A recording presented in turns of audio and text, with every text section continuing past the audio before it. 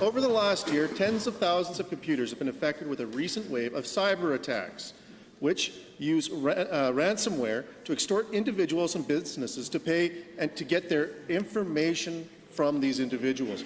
With 12 international offices, the chances of Alberta coming close to contact with a cyber malware is high.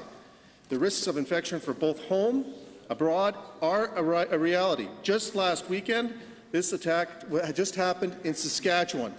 At any point, has Alberta become a target of espionage operations for cyber attacks within Alberta? Thank you. Honourable Minister of Service Alberta and Status of Women. Thank you for the question, Mr. Speaker. Mr. Speaker, Service Alberta takes information security very seriously, and so we have a number of best practices that are in place to protect our information and our systems.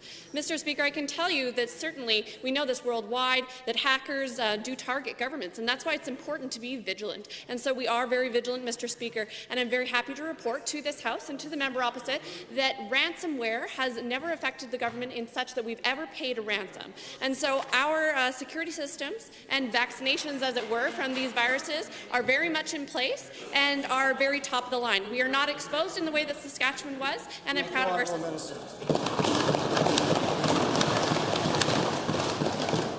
The first supplemental. Thank you, Mr. Speaker.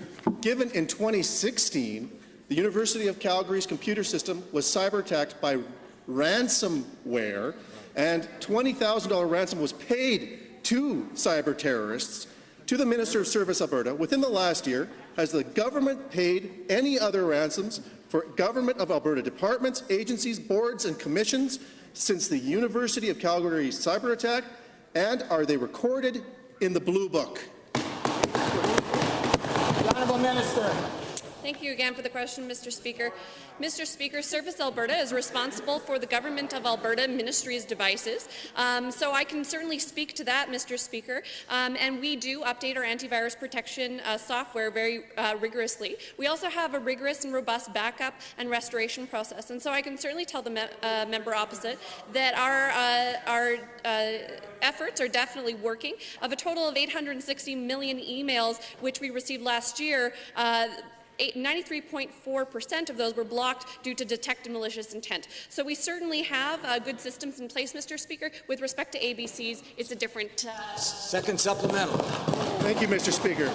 Given this government's callous disregard towards privacy, freedom and general concern for its citizens' information, and given that ransoms have been paid by public institutions within the riding of the minister responsible for IT security, to the Premier, is your minister not able to protect institutions in her own riding? How can we expect her to protect Alberta in our own home?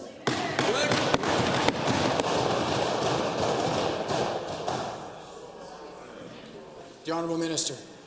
Thank you again, Mr. Speaker. I'm sure the member opposite does know that agencies, boards and commissions are arm's length, and so there's many things that they are responsible for, including their own budgeting, Mr. Speaker, including their own operations, Mr. Speaker. And so the University of Calgary is no different in that respect, Mr. Speaker. When it comes to the Government of Alberta, however, and the ministries, we are certainly responsible for that. And so I can certainly assure the House that we take the most rigorous of steps. Mr. Speaker, if we did what the opposition would have proposed, which would include millions of cuts from our budget, I can tell you that, Mr. Speaker, one of the vulnerabilities is because governments look to IT applications as the very first place to cut.